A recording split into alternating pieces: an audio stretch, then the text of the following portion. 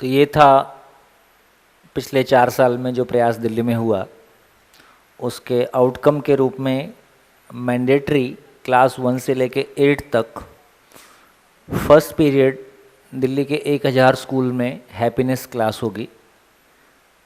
और उसमें chief justice of India ने बहुत ये पूरी क्लिपिंग नहीं थी, लेकिन उन्होंने काफ़ी एक पॉजिटिव नोट इस रूप में दिया कि यदि हमारी जो जुडिशरी है उसकी एकेडमीज़ में भी हैप्पीनेस क्लासेस होने की ज़रूरत है, और यदि खुश होंगे तो लोग खुश होंगे तो हमारे पास इतने मुकदमे नहीं आएंगे, हमारा लोड कम हो जाएगा।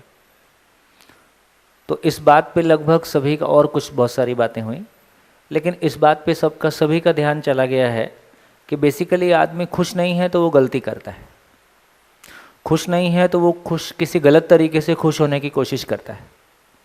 और सारे संसार में सारे माँ बाप, टीचर्स, है ना, सारी हमारी धर्म, अध्यात्म, सब कुछ को यदि एक लाइन में समराइज़ करें और कोई चीज़ समझने और समझाने लायक है तो वो सुख है। क्योंकि परिचय शिविर में हम ये चर्चा करते ही हैं कि मानव जो कुछ भी करता है सुख की तलाश में करता है। हमको सुख समझ में नहीं आया है तो सुखी होने के कोई गलत तरीके हमने स्वीकार लिए। किसी का सुख किसी की ज़िंदगी बर्बाद करता है, किसी का सुख किसी के लिए दुख।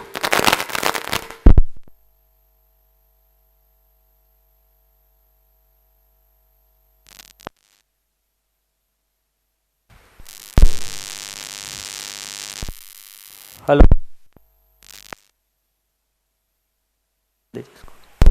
मेरे को इतनी हवा की ज़रूरत नहीं। हाँ, हो सकता है लाइन। हेलो,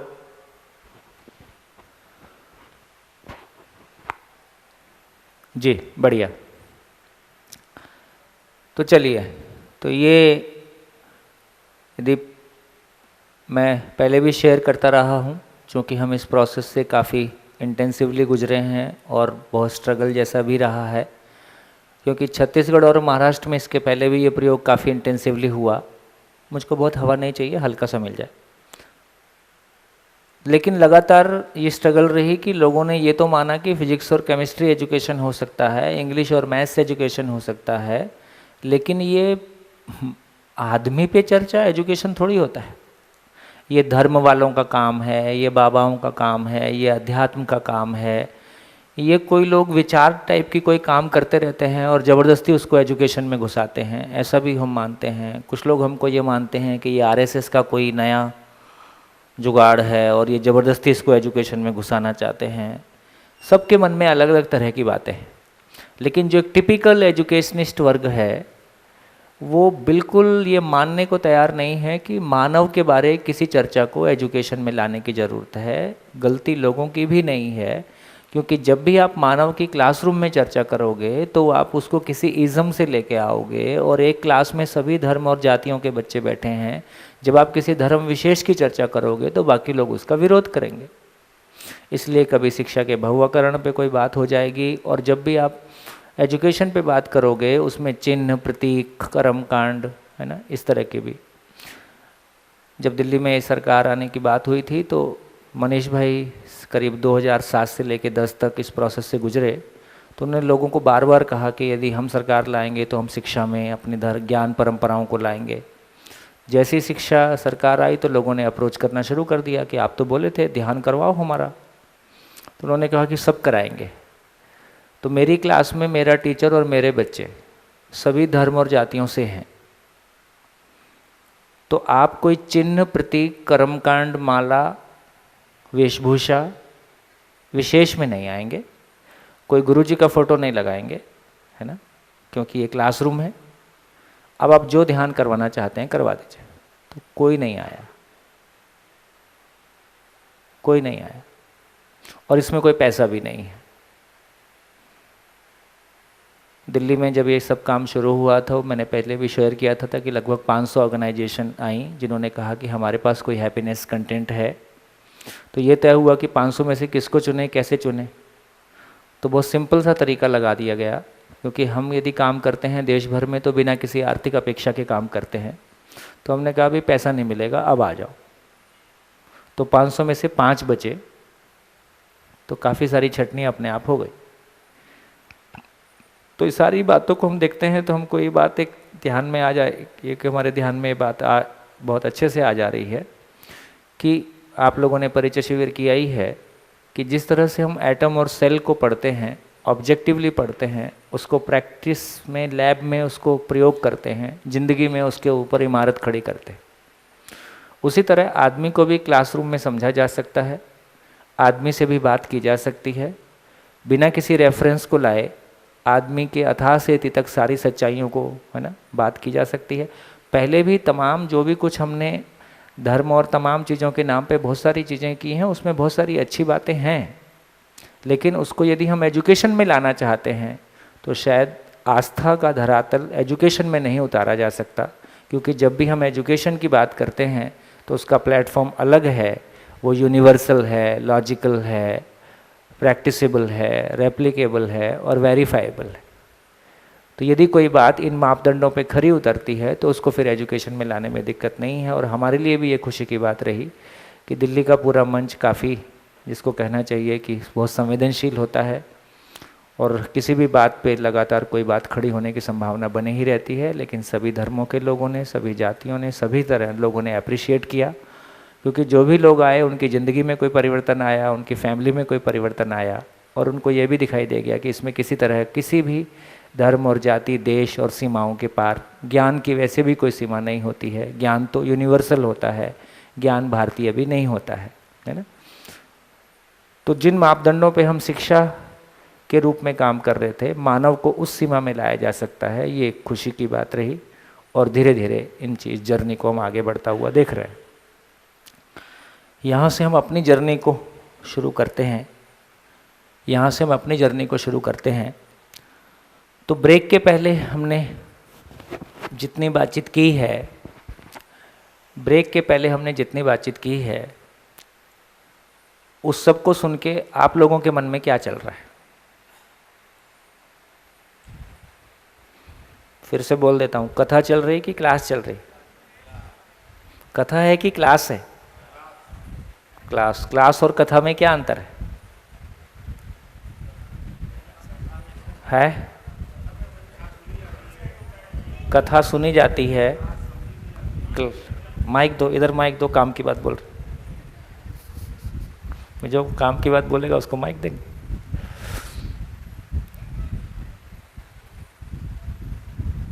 थोड़ी कम एयर लेता है वो, माइक आवाज़ लेता है। हाँ जी, थोड़ा पंखा दूर कर दो। कथा सिर्फ सुनी जाती है और क्लास में सुनने के साथ साथ समझा भी जाता है, और समझने का रिजल्ट जीना है जी, है ना। जब क्लास कर रहे हैं तो बहुत टू वे इंटरेक्शन है ना। तो मुझको लगता है कि हमने ब्रेक के पहले जितनी सारी बात की और कुछ इम्पॉर्टेंट बात की, उसको लेके कितने लोगों तक वो बात पहुंची? ब्रेक के पहले हमने जितनी बात की, आप में से कितने लोगों तक वो बात पहुंची और उसकी आवश्यकता आपको रोज़मर्रा की ज़िंदगी में स्पष्ट रूप से दिखाई दी? बढ़िया। क्या बोला मैंने, कोई बोल के बता दो। या कितने लोगों को लगता है कि जो मैंने बात बोली वो आप तक पहुंची है? अपने पड़ोसी को बता दो। एक जन मेरे को बोल के बता दो और फिर बाकी सभी लोग अपने पड़ोसी को बता दो, ताकि हमारा कनेक्ट बन जाए, फिर हम आगे चले। माइक।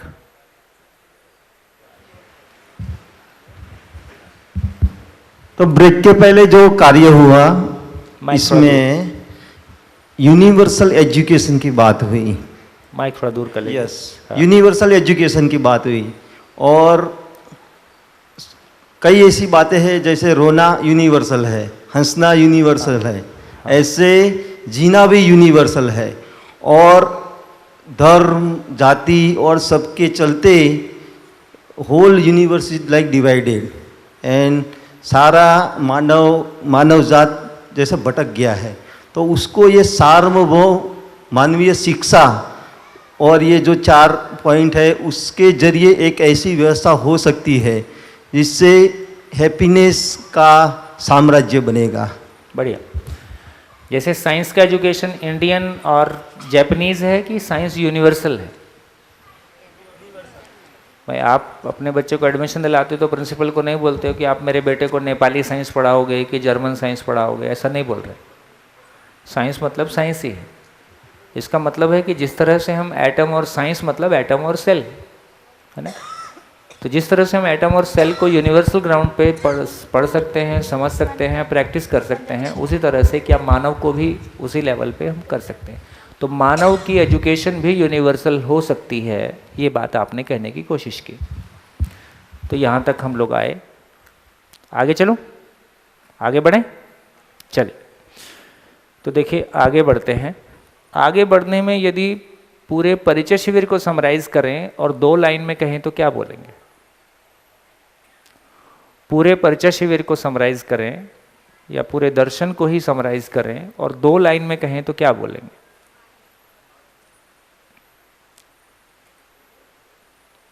मतलब पूरा 7 दिन में क्या कहने की कोशिश? क्यों जीना, कैसे जीना है एक तरीका, और शिक्षा का मानवीयकरण दूसरा तरीका, और है एग्जिस्टेंस इज को एग्जिस्टेंस तीसरा तरीका, और व्यवस्था में जीना चौथा तरीका, और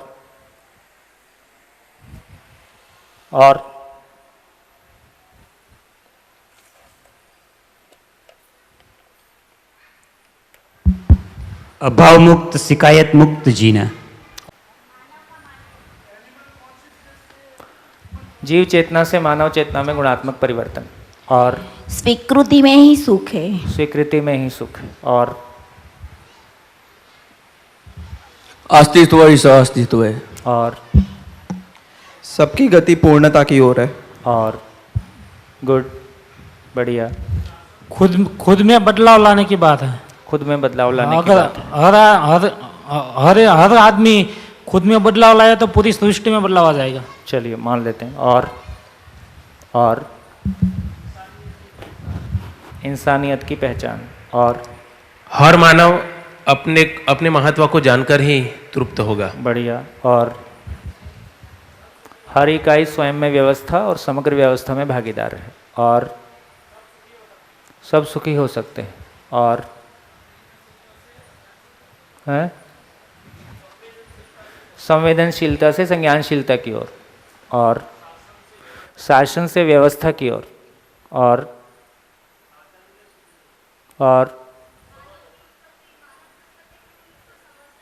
हाँ, मानव की उत्पत्ति क्यों हुई और उसको समझकर जीना, और प्रतिस्पर्धा की जगह कोऑपरेशन की जगह कंपटीशन की जगह कोऑपरेशन, और बेटा माइक, हाँ माइक, प्रिय हित लाभ से न्याय धर्म सत्य, और समाधान बराबर सुख, और बढ़िया, सारा शिविर ही रिपीट कर दिया। हाँ बहुत बढ़िया, हाँ जी। और ईश्वर में सब है, ईश्वर से नहीं है। चलिए बहुत अच्छा। और है हाँ, चीज़ों को पहचानना ही नहीं है, जानने से काम चलेगा। गुरु मूल्य में ही लघु मूल्य है। गुरु मूल्य में लघु मूल्य, और आचरण पूर्वक जीना, आचरण पूर्वक जीना, और सह अस्तित्व नित्य वर्तमान है, और स्वयं के प्रति विश्वास। ओम। स्वयं के प्रति विश्वास जागृत हो, परिवार के अंदर संबंधों में तृप्ति हो, समाज में न्याय हो, और संपूर्ण प्रकृति में संतुलन हो, ये हमने ठीक प्रकार से जाना, समझा, और उसको जीने की कला भी हमने सीखी, जिससे कि हम सुखपूर्वक, समाधानपूर्वक स्वीकृति के भाव में जी सकते हैं। जी बहुत बढ़िया। मानव लक्ष्य की पहचान, तो इससे समझ में आया कि हम सबका लक्ष्य भी एक है ना? हाँ जी। और समझ है तो गलती नहीं, और हाँ, मेरे सुखी होने की जिम्मेदारी मेरी है। ये बहुत इंटरेस्टिंग था, है ना?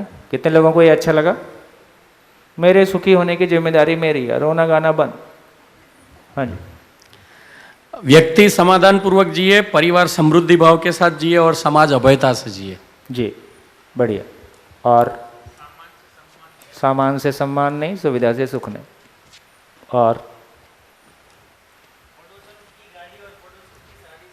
प्रभावित नहीं होने, पड़ोसी की गाड़ी और पड़ोसन की साड़ी से प्रभावित नहीं होने का। चलो, इधर तो कोई साड़ी पहन के आता ही नहीं आज। हाँ जी, गुजरात में साड़ी का चलन कम है, नहीं कम पहनते। हाँ, हेलो। हाँ। जीवन है, शरीर को चलाता है। आप कहाँ हो? अच्छा, हाँ जी, जीवन है, शरीर को चलाता है। गुड। मेरा आचरण ही मेरा प्रमाण है। मेरा आचरण ही मेरा प्रमाण है। और भैया इधर, इस अस्तित्व में हर एक इकाई की एक निश्चित पर्पस है, ऐसा ही एक निश्चित पर्पस मानव का भी है। तो मानव का ये जो निश्चित पर्पस है अस्तित्व में, वो पहचान लेना और पूरी अस्तित्व की व्यवस्था में भागीदार होना, ये मेरे हिसाब से परिचय शिविर का जिस्ट है, या जिसको बोल सकते। बहुत बढ़िया, गुड। और ध्यान करना है कि ध्यान देना है? बढ़िया। और ईश्वर को प्राप्त नहीं करना है, वो प्राप्त है ही, जानना है। हाँ जी। और नियम का विरोध ही दुख है। प्राकृतिक ऐश्वर्य है ना, अमूल्य है। हाँ जी। सही में एक, गलती में अनेक। मेरी अक्षमता का प्रमाण ही क्रोध है। मेरी अक्षमता का प्रदर्शन ही क्रोध है। अपने अस्तित्व में सबके जीने की व्यवस्था है। अपने खुद के अंदर इंसानियत को पहचानना। खुद में इंसानियत को पहचानना। हो गया? हाँ, ये बहुत इम्पोर्टेंट था कि व्यवस्था के अर्थ में शरीर के आधार पे संबंध की पहचान हो या व्यवस्था के अर्थ में संबंध की पहचान हो। ये बहुत कुछ चीज़ें थी जो बिल्कुल शिफ्ट देने वाली थी हमारी पूरी मान्यता को। हाँ जी। और कुछ? हाँ बेटा। अच्छा लगना और अच्छा होना। ओए होए, गुड। तुमको कैसे याद रह गया? इससे तुम्हारी जिंदगी में क्या फर्क पड़ता है? माइक लो। हमें ना अच्छा होने से मतलब है, अच्छा लगने से कुछ नहीं। एक एग्जांपल देके बताओ, दोनों में क्या फर्क है? अगर हम लोग अच्छे तैयार होते हैं और एकदम अच्छे लगते हैं, पर वो हमारे स्वभाव से रिलेटेड है। थोड़ा सा और। जैसे आप बहुत अच्छे दिख रहे हो, है ना? आज कौन पहले बोला था ये ड्रेस पहनने के लिए? मम्मी बोली कि अपने से पहना? अपने से पहना। यही क्यों पहना? मेरे को वाइट कलर अच्छा लगता है, इसीलिए। वाइट कलर अच्छा लगता है। फिर अच्छा लगना और अच्छा होने में क्या फ़र्क है? आज तुम अच्छी लग रही हो, और तुम अच्छी हो कि नहीं ये हमको पता नहीं है, मम्मी से पूछना पड़ेगा, है ना? तो इस पे भी हमारा ध्यान गया कि अभी हम अच्छा लगना और अच्छा होना दो अलग अलग बातें हैं, और ज़्यादा प्रयास हमारा अच्छा लगने की तरफ। हाँ जी, बढ़िया। संज्ञानशीलता तक पहुंचना है। हाँ जी। और बेटा माइक दे। हैं? मैंने ऐसा नहीं बोला था, वो आपने निष्कर्ष निकाल लिया। मैंने ये कहा था कि जो लक्ष्य विहीन लोग हैं, मनोरंजन उनकी मजबूरी है। तो आदमी क्या करेगा? कुछ तो टाइम पास करने का जुगाड़ बनाएगा ना। हाँ जी। मनुष्य की जिंदा रहने के धरातल पर हमको लगता है कि आवश्यकताएं असीम है, बट बहुत सीमित है, और जीने के धरातल पर आवश्यकताएं असीम है, पर हमको ऑपोजिट लगता है। गुड। हाँ। मानव नहीं, अच्छा, कम्युनिकेट करना, हाँ हाँ। मानव मानव में समानता को कम्युनिकेट करना, मानव मानव समान है, इसको पहुंचा पाने का नाम शिक्षा है। चलिए, बहुत सारा आपको याद है, गुड, तभी तो यहाँ आए हैं, कुछ तो जिंदगी में हो गया है। देखिए, मैं जो कहना चाहता था, 2 लाइनें कहना चाहता था पूरे शिविर में। एक तो ये समझ में आया कि जो मानव है वो जीवन और शरीर 2 वास्तविकताओं का साथ साथ होना है, और शरीर मेल या फीमेल है। पूरे शिविर में देखा जाए तो 2 लाइन ही कही जा रही हैं।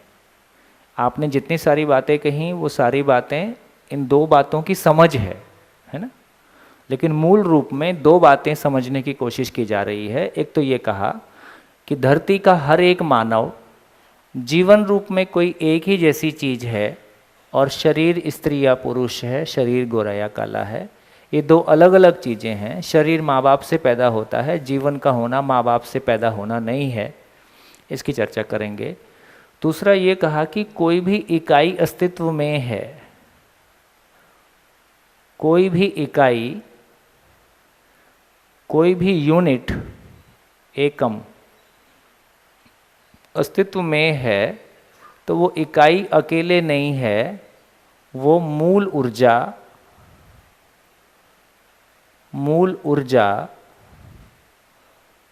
में ऊर्जित है, संपृक्त है। तो अस्तित्व सह अस्तित्व है, सभी इकाइयाँ मूल ऊर्जा में है, खाली स्थान में है। तो इकाई अपने आप में इकाई खाली नहीं है, वो मूल ऊर्जा में है ना।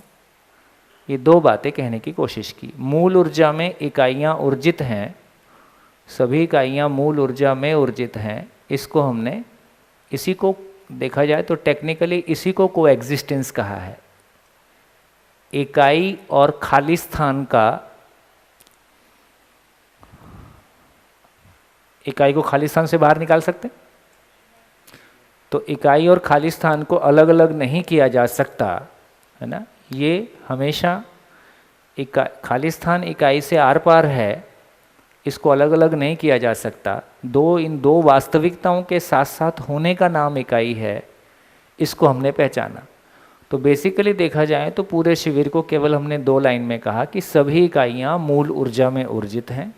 मानव के रूप में पहचाना कि जीवन और शरीर के रूप में 2 अलग अलग वास्तविकता है। यदि दुनिया में जितना सारा कन्फ्यूज़न है वो कहाँ पे है, सारे कन्फ्यूज़न को यदि लोकेट करने की कोशिश करें तो कन्फ्यूज़न है कहाँ पे है? तो सारा कन्फ्यूज़न एक तो इस पॉइंट पे है कि शरीर के बियॉन्ड जो रियलिटी है, ये रियलिटी क्या है। कन्फ्यूज़न की जो जगह है, देखिए विज्ञान में ये मानते हैं कि ब्रेन शरीर को चलाता है, ठीक हो गया। उसमें भी कंट्राडिक्शन आपको मिलेगा कि अधिकांश डॉक्टर किसी धर्म के प्रति समर्पित होते ही हैं। तो किसी एक लेवल पे वो लॉजिकल माइंडसेट की हम बात कर सकते हैं, किसी एक लेवल पे हम ये मानते भी हैं कि कुछ होता है। लेकिन दूसरी तरफ देखेंगे तो विश्व के सभी धर्मों में एक समानता है कि सभी ने ये माना है कि शरीर को चलाने वाली कोई वास्तविकता अलग है। इस रूप में सभी धर्म समान है। कोई इसको रूह बोले, स्पिरिट बोले, आत्मा बोले, है ना, या एनर्जी बोले, तो नाम हमने अलग अलग दिए हैं, लेकिन सभी धर्मों में ये एक समानता है कि शरीर को चलाने वाली, मानव केवल शरीर नहीं है, शरीर को चलाने वाली कोई वास्तविकता और भी है। उसको सुख बोला, कारण शरीर बोला, उसको आत्मा बोला, उसको रूह बोला, उसको, है ना, 36 नाम दिए होंगे, लेकिन ये भी समानता हमको दिखाई देती है।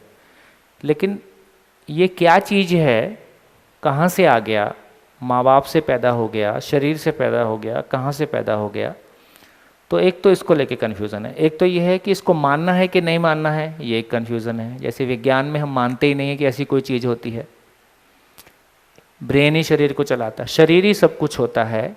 विज्ञान में हमने ये माना कि शरीर ही सब कुछ होता है और केमिकल लोचा ही सारा विचार और भाव की दुनिया है। जो मानव में विचार और भाव की दुनिया है वो केमिकल लोचा है, ऐसा माना।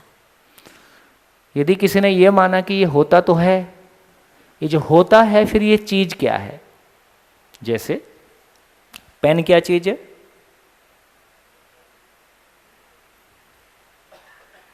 पेन क्या चीज है? एक प्लास्टिक है और इंक है। माइक क्या चीज है ना? मैग्नेट है, आयरन है, बिजली है ना, कुछ कुछ है। तो हमको पता है कि हम जब कुछ भी कह रहे हैं तो स्टूल क्या चीज़ है? लकड़ी है। तो फाइनली हर चीज़ के बारे में हमको पता है। दिल क्या है?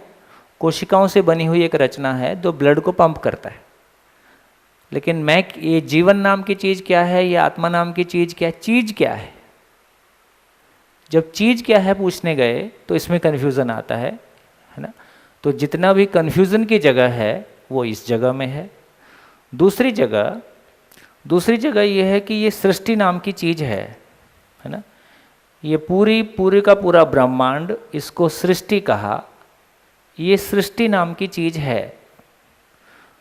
तो दूसरा कन्फ्यूज़न यहाँ पे है कि ये कैसे बनी है, कैसे बनी है, किसने बनाई है, कब तक बिगाड़ेगा। उसका मूड खराब हो गया, बिगाड़ देगा। लीला है ना। तो किसने बनाई है, कैसे बनी है ना, वो कहाँ है।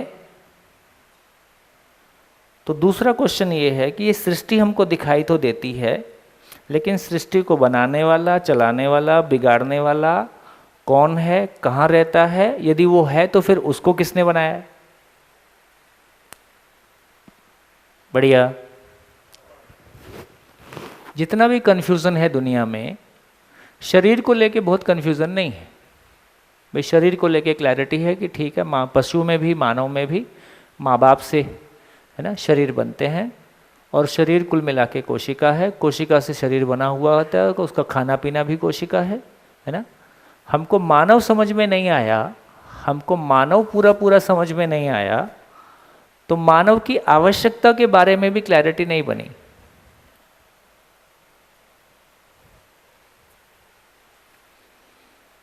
मानव समझ में नहीं आया तो मानव की आवश्यकता के बारे में भी क्लैरिटी नहीं बनी। हम बैठे बैठे कह रहे हैं कि मैं बोर हो गई, मन नहीं लग रहा है। क्या होता है मन? बोर होती हो कि नहीं होती? कभी होती है? माइक दो इसको, माइक दो। देखें भाई, लंदन में कैसे बोर होते हैं, इंडिया में कैसे होते हैं, कुछ फर्क है कि दोनों में? हाँ, बोर होती हो? बोरियत क्या होता है?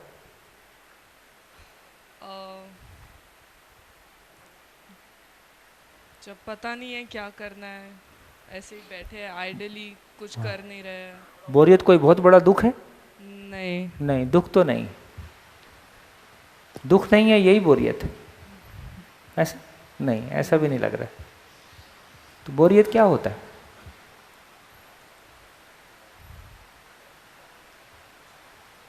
हर दिन बोर होती हो कि कभी कभी महीने में एक आध बार होती है? नहीं, कभी कभी। महीने में एक बार? हाँ, महीने में 2-3 बार। 2-3 बार? हफ्ते में एक बार? हाँ। कि दिन में एक आध बार? नहीं, हफ्ते वगैरह में। हफ्ते में एक आध बार। तो क्या समझ में आया इसके बारे में? ये उम्र के साथ साथ बढ़ रहा है कि घट रहा है? बचपन में थी तब बोर ज़्यादा होती थी कि अभी ज़्यादा होती? बचपन में ज़्यादा होती थी। अभी कम हो रही? हाँ। तो क्या समझ में आया, क्या चीज़ है ये? कि जितना तुम ऑक्यूपाइड रहोगे कुछ, हाँ, ठीक है, पास। हाँ। जितना बिजी रहोगे उतना बोर कम होगा। जैसे बचपन में छुट्टियाँ है, गर्मी की छुट्टियाँ है, जैसे फॉर एग्जांपल कुछ कर नहीं रहे हैं, घर पे बैठे हैं तो बोर हो रहा है। पर वही कुछ कहीं जा रहे हैं या कुछ पढ़ रहे हैं, किसी के साथ बात कर रहे हैं, कुछ कर रहे हैं तो बोर नहीं होता है। ये बोर कौन होता है? सब होते हैं। कान बोर होता है, नाक बोर होती है, दिल बोर होता है, किडनी बोर होती है, दिमाग बोर होता है। अच्छा, बोर होता है तो कैसा होता है? मुरझा जाता है या सूजन आ जाती है? मुरझा जाता। किस में? वो सिटी स्कैन में आता है, किस में आता है?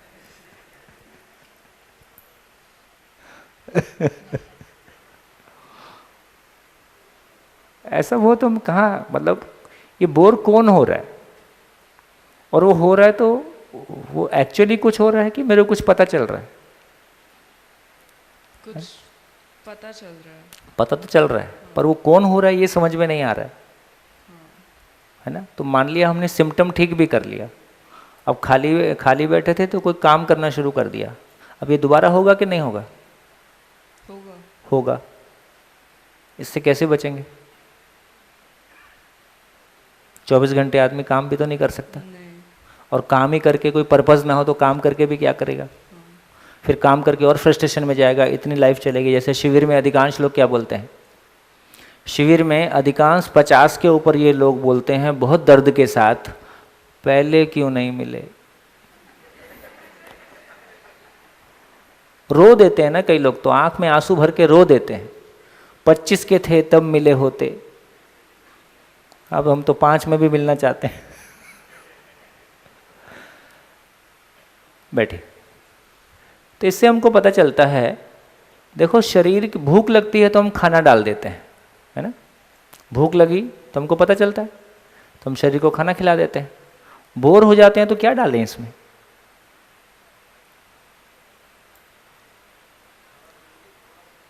मन खुश नहीं है, बोर लग रहा है, उदासी लग रही है, तो शरीर की भूख है तो उसको तो पता है कि इसमें खाना दे दो, उसके बाद ये ठीक तंग नहीं करेगा। लेकिन मन उदास लग रहा है, अब इसको क्या दें? तो शरीर की, मानव की आवश्यकता को लेके भी हमको बहुत कन्फ्यूज़न है ना? इसलिए हमने ये बात देखी कि यदि पूरी की पूरी धरती पे कितने प्रतिशत लोग हैं जो सामान से सम्मान की तलाश में, है ना, और सुविधा से सुख की तलाश में, और जो सुविधा से सुख की तलाश नहीं है वो किसी और तरीके से इन सब से मुक्ति पाने की तलाश में फाइनली जीना निकल के नहीं आया। मानव समझ में नहीं आया, इसलिए जीना निकल के नहीं आया, इसलिए परिवार निकल के नहीं आया है। परिवार निकल के नहीं आया तो समाज निकल के नहीं आया।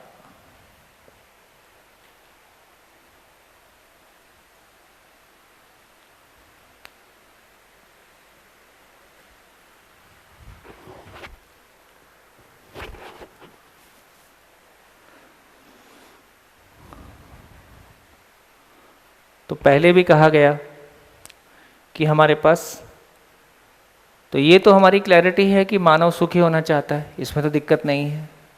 तो सुखी होने के लिए एक धारा, सुखी होने के लिए हमारे पास 2 धाराएं हैं। एक धारा है जिसमें हमने कहा कि ईश्वर में सुख है, दूसरी धारा है जिसमें कहा कि शरीर में सुख है।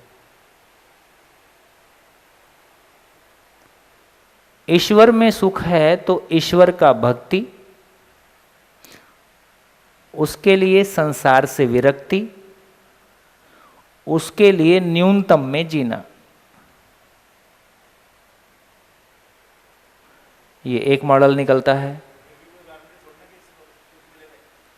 हाँ, है ना। दूसरा मॉडल निकलता है कि यदि शरीर में सुख है तो सुविधा से सुख और सुविधा के लिए संग्रह, संग्रह के लिए अधिकतम में जीना है।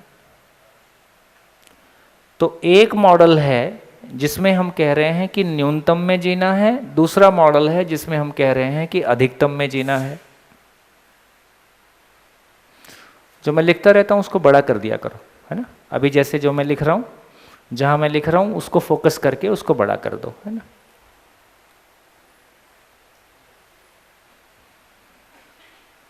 और फोकस छोटा कर सकते हो कभी कभी ना, जैसे अभी इस पे काम कर रहा हूं तो इसी को बड़ा करके दिखा दो। है? थोड़ा सा फोकस और बढ़ाओ इसको, और नहीं है? अच्छा, वो आपके पास है। ओहो, ठीक हो गया। तो हमारे पास दो धाराएं हैं, है ना। इसको, एक को बोला आदर्शवाद, इसको बोला आदर्शवाद।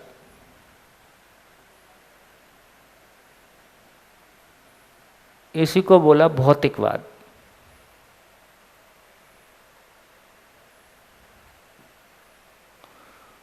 तो आदर्शवाद के अनुसार न्यूनतम में जीना, और आदर्शवाद के अनुसार संसार अपने आप में माया है, इसलिए उसकी समस्या भी माया है।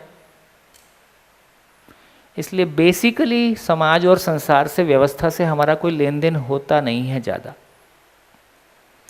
उससे हमने उससे जूझने की कोई आवश्यकता है ना। दुख रूप है, उसको छोड़ के चले। क्यों बना था? इधर सब कुछ यदि अधिकतम में मैं जीना चाहता हूं तो ये व्यवस्था की ओर जाएगा कि अव्यवस्था की ओर जाएगा? तो एक तरफ अव्यवस्था है, एक तरफ व्यवस्था की चर्चा ही नहीं है, तो वो अपने आप बाय डिफॉल्ट अव्यवस्था में चला गया। जिसको ध्यान नहीं दूंगा वो व्यवस्था की ओर जाएगा कि अव्यवस्था की ओर जाएगा? तो इस रूप में देखा जाए तो अभी तक हमारे पास परिवार के जीने का स्वरूप उपलब्ध नहीं है। यदि न्यूनतम की बात करें तो एक परिवार के लिए न्यूनतम क्या होगा? न्यूनतम कैसे तय होगा? तय हो सकता है? एक परिवार के लिए न्यूनतम साधन क्या होंगे, है ना। जिसको एसी में नींद आती है उसके लिए एसी न्यूनतम है कि अधिकतम है? जो 20 एसी में ही सोया है, अब उसके लिए एसी न्यूनतम है कि अधिकतम है? उसके लिए वो न्यूनतम हो जाता है, जिसको जिसकी आदत है। तो न्यूनतम अधिकतम को तय करना बहुत मुश्किल है। अधिकतम कितना होगा? तो पूरी धरती की रजिस्ट्री मेरे नाम ही हो जाए, इतना तो कम से कम। अब चांद पे जा रहे हो, वहाँ कुछ मिल जाए तो उसमें मेरा हिस्सा कर देना। मंगल भी शामिल कर लो, धरती भी शामिल कर लो। तो ना, यदि हम इस तरह से, हमारे पास जो दो बातें हम शिविर में बार बार रखते हैं कि एक परिवार दूसरों से प्रभावित हुए बिना अपनी आवश्यकताओं का निर्धारण कर सके, ऐसी योग्यता हम में डेवलप नहीं हुई। सारी पीएचडी और सारा दुनिया भर का पद पाने के बावजूद एक परिवार में ये मानसिक सामर्थ्य पैदा हो जाए, एक परिवार में ये मानसिक योग्यता पैदा हो जाए। हमारे परिवारों में एक व्यक्ति ऐसा मिल जाता है आदर्शवादी परंपरा की वजह से, क्योंकि उसका ध्यान लगा ईश्वर को पाने में, इसलिए वो आवश्यकताओं को बहुत कंसिडर नहीं करता है। उसको खुद ही दिख जाता है इनका कोई यूज़ नहीं है। लेकिन जैसा उसको लग रहा है ऐसा उसकी पूरी फैमिली को लगे, ऐसा जरूरी नहीं है। और लग भी गया तो उसके साथ हमारा कोई इंटरेक्शन नहीं है, वो व्यवस्थित हो, ऐसा हम सोच भी नहीं रहे हैं।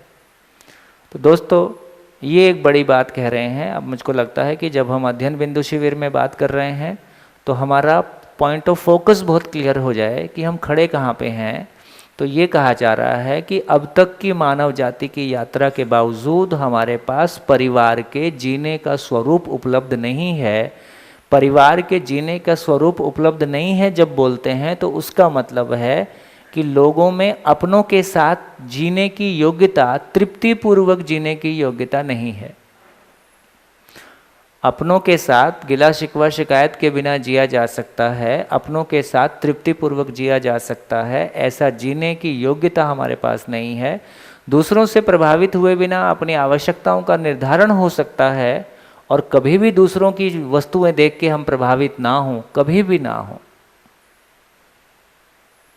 ना। इस तरह की जब बातें करते हैं तो मन काफ़ी ठीक हो जाता है। फिर उस समय लगता है कि नहीं नहीं, तो ठीक ही लग रहा है। अब किसी के यहाँ शादी है और शादी में जाना है, फिर क्या होता है? संसार तो ऐसे ही चलता है, अब इसमें रहना है तो करना ही पड़ेगा, फिर सारा खेल बिगड़ जाता है ना। तो इस तरह से हम देखते हैं कि वातावरण का दबाव, यदि वातावरण में अच्छा वातावरण है तो हमको ठीक भी लगने लगता है, और जब दूसरे प्रकार के वातावरण में जाते हैं तो वहाँ हमको चीज़ें दबाव भी फील होने लगती हैं, है ना। फिर वो अकल वहाँ काम नहीं आती है जो अभी शांत मन से बैठ के सोचने में काम आती है। तो एक निष्कर्ष ये बड़ा कहा जा रहा है कि अभी तक की जो भी समझ हमारे पास उपलब्ध है उसके आधार पे हमारे पास परिवार में जीने, परिवार का स्वरूप और परिवार के रूप में जीने की योग्यता उपलब्ध नहीं है। जो भी कुछ अभी तक कहा गया उसके आधार पे, बड़ी स्टेटमेंट है ना। इस स्टेटमेंट को परिचय शिविर में या तो नहीं बोलते हैं या तो बोलते हैं तो हल्के से बोल के निकल जाते हैं, लेकिन अब इस बात को बहुत है ना स्पष्ट रूप से कहा जा रहा है कि ये हमारी वर्तन, क्योंकि एक तरफ हम ईश्वर की तरफ गए, उसमें भी परिवार का स्वरूप नहीं निकला है ना। तो बाई एजुकेशन, तो जब तक मानव का अध्ययन नहीं है, क्यों नहीं निकला? ईश्वरवाद में गए तो ये पकड़ में नहीं आया कि ये जीवन चीज क्या है, ये पकड़ में नहीं आ रहा है। बात ध्यान में आ गई है ना। मिसिंग कहाँ पे हो रहा है, ये पकड़ में नहीं आ रहा है कि ये जीवन चीज क्या है, ये आत्मा है, आत्मा पकड़ में आता नहीं है, है ना। तो इस रूप में एक ये क्लैरिटी हमारी हो गई। तो बेसिकली जब हम सारी बात करने जा रहे हैं तो ये कह रहे हैं, और जीवन को हमने बहुत क्लियरली पहचानने की कोशिश की है ना इस शिविर में, और उसको क्लियरली पहचानने की कोशिश करेंगे। लेकिन जीवन बेसिकली, फिर से आपको ध्यान दिला दूं, हमको ध्यान दिला दूं, तो बेसिकली यदि दर्शन को, ये दर्शन का मतलब है अनुसंधान है। अनुसंधान का मतलब है कि जो अभी तक हमको उपलब्ध नहीं था, ऐसी कोई चीज़ उपलब्ध हो गई। क्या उपलब्ध हो गया? तो पूरे दर्शन को, अनुसंधान को 3 शब्द में कहा गया: गठन पूर्णता, क्रिया पूर्णता, आचरण पूर्णता। गठन पूर्णता, अभी केवल शब्द लिख लीजिए, नहीं समझ में आएगा कोई दिक्कत नहीं है। गठन पूर्णता, क्रिया पूर्णता, आचरण पूर्णता, इसको अनुसंधान कहा गया है। पूरा का पूरा मध्य दर्शन सहअस्तित्ववाद में समझने लायक बात क्या है या वो क्या कहना चाहता है, तो 3 शब्द कह रहा है: गठन पूर्णता, क्रिया पूर्णता, आचरण पूर्णता। इसको समय आने से समझेंगे। लेकिन ये किसके बारे में कहा गया? ये इस बारे में कहा गया कि ये जीवन आया कहाँ से, जीवन है क्या चीज़, तो जीवन क्या चीज़ है, इसकी वर्तमान स्थिति कैसी है, आगे क्या होने वाला है। तो जीवन के बारे, जीवन की कंप्लीट क्लैरिटी हो जाए कि ये कहाँ से आया, कैसे बना, इसकी वर्तमान स्थिति क्या है, और आगे जैसे शरीर के बारे में हमको पता है ना, शरीर कहाँ से आया, माँ बाप से आया। अभी वर्तमान स्थिति कैसी है, वर्तमान स्थिति कैसी है शरीर की? मेल है कि फीमेल है? और वर्तमान स्थिति कैसी है? 50वां मना दिया कि 40वां मना दिया कि 20वां मना दिया कि, है ना, उसकी कोई आयु है। तो शरीर मेल या फीमेल है, उसकी कोई आयु है, और कल क्या होने वाला है? ये मरने वाला है।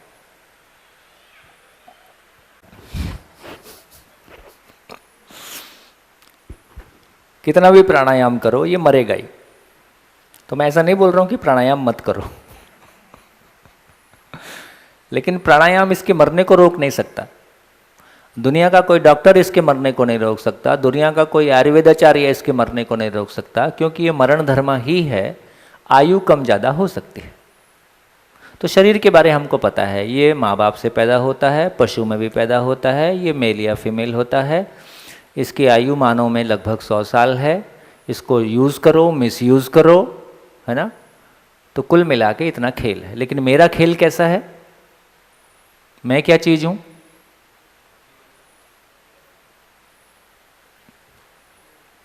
इसमें कन्फ्यूज़न। तो सारा कन्फ्यूज़न मैं में कन्फ्यूज़न है, तो देवी देवता में कन्फ्यूज़न है। तो ये मैं क्या है, ये देवी देवता क्या है ना। और फिर दूसरा कन्फ्यूज़न, बड़ा कन्फ्यूज़न जिसको कह रहे हैं, ये सृष्टि को बनाने वाला कौन है, चलाने वाला, बिगाड़ने वाला कौन है, ये क्यों ऐसा करता है, ये लीला करता है, हमारी जान पे बनती है ना। वो तो लीला कर देता है, उसका मूड आया, एक पैर हिला दिया इधर से, वो 2-4 शहर पलट गए। यार तुम्हारी लीला है, यहाँ जान जा रही है, ऐसा क्यों करते हो भाई, है ना। तो ये जो है, अच्छा, बहुत मैं भी इस बात को बहुत गहरे में देखता हूँ कि बड़ा वर्ग है जो ये मानता है कि ये धरती बनी है और ये बिगड़ेगी, ये खत्म होगी। भारतीय पूरी जो पुरानी हमारी धार्मिक, जैसे प्रलय वो ना पढ़ते हैं ना कि युग प्रलय, अधिकांश जगह में हो सकता है, मेरी पुरानी वाली जानकारी बहुत कम है, सुना ही हुआ कुछ रहता है तो वो गलत हो सकता है, इसलिए आपके बीच में बोल देता हूँ। लेकिन अधिकांश लोग ये मानते हैं कि जो बना है वो बिगड़ेगा, है? हाँ, मतलब धरती आज है तो कल नहीं रहेगी, ये पक्का है। इतना ही हो सकता है कि कोई 4,32,000 साल बोल रहा है, कोई कह रहा है 50 में जाने वाली है, स्टीफन हॉकिंस बोल रहे हैं 50 में जाएगी, है ना। कोई और परंपरा से ये बोल रहे हैं कि भाई 4,32,000 है, कोई और बोल सकता है कि 4,32,00,000 है, जो भी बोले, लेकिन ये जाएगी। तो ऐसे भी तमाम तरह की मान्यताएं। अब जब ये 50 साल में जाने वाली है तो यार जो खुश होने के लिए करना है कर लो, है ना। तो जिसको जिसमें सुख मिलता है, देखो सब खत्म होने वाला है, तो जिसको जिसमें सुख मिलता है अच्छे से कर लो। हेलो, मेरा तो है। हाँ, ये कहाँ शोर मच रहा था इतना? हाँ अच्छा, पंखे शोर मचा रहे, तो ये ठीक हो गया। अब ये गहरी मान्यता में वाकई में कोई सच्चाई है कि नहीं है, इसको कैसे जांचें? तो इस तरफ का तो मैंने 2 कन्फ्यूज़न की जगह आपको बता दी। इन 8 दिनों में हम कहाँ क्या क्या चीज़ें हैंडल करेंगे। तो एक तो ये सृष्टि किसने बनाई, यदि कोई है तो फिर उसको किसने बनाया, ऐसा भी प्रश्न उठता है कि नहीं उठता? तो इस तरह से यदि मूल में जाएंगे तो ऐसा बहुत सारा कुछ फंसा हुआ है। यदि उस बारे में हमारी बहुत क्लैरिटी नहीं बनती है तो हमारा जीना और हमारा सोचना और हमारा तमाम जो भी कुछ संसार है वो कन्फ्यूज़न के दायरे में बना हुआ है। बढ़िया। तो इतनी चर्चा में हमने क्या चर्चा किया? इतनी सारी बात करके हमने क्या कहने की कोशिश की है? दो कन्फ्यूजन वाली 2 बात है, एक हाँ। तो जीवन और सृष्टि दोनों। हाँ, जीवन और इसको बनाने वाली चीज, मतलब जीवन और सृष्टि को बनाने वाला जो जीवन और ईश्वर, यदि मूल में जाएंगे तो कन्फ्यूज़न 2 ही जगह बड़ा है कि ये जीवन और ईश्वर की जगह में सारा कन्फ्यूज़न है। जब जीवन में कन्फ्यूज़न की बात करते हैं तो सशरीर और मरने के बाद क्या होता है, फिर उसी में देवी देवता और तमाम चीज़ें उसमें आ जाती हैं। तो ये रहा हमारा संसार कि जहाँ हमारा कन्फ्यूज़न है। इतना कन्फ्यूज़ रहते हुए फिर हम जी रहे हैं, तो क्या करते हैं? फिर जी रहे हैं कि जिंदा है? जिंदा। तो ज़्यादा बड़ा वर्ग वो है जो खा पी के कुछ खाने पीने का जुगाड़ हो गया और जिंदा रह गया, और बच्चों के जिंदा रहने का जुगाड़ हो गया, चलो भाई जिम्मेदारी पूरी हो गई। तो ऐसा करके गाड़ी आगे चल रही। क्या करें? क्या करें? क्या करें?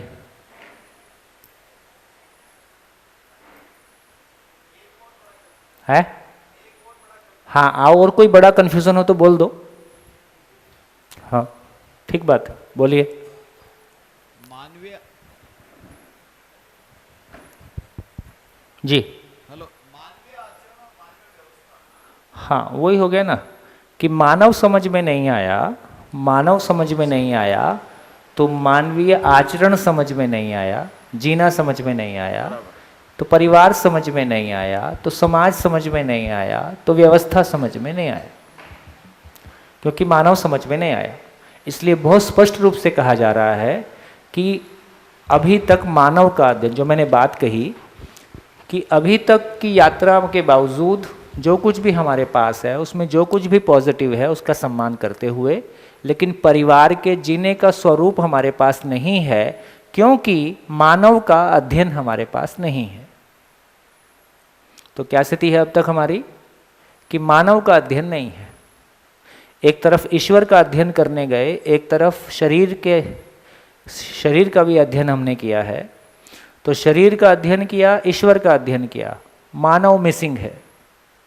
मानव का अध्ययन नहीं हुआ, इसलिए मानव की आवश्यकताएं समझ में नहीं आई, इसलिए परिवार नहीं बसा, इसलिए समाज नहीं बसा, इसलिए एजुकेशन भी ठीक नहीं है, कानून भी ठीक नहीं है, न्याय भी ठीक नहीं है। कोर्ट में न्याय होता है कि फैसला होता है?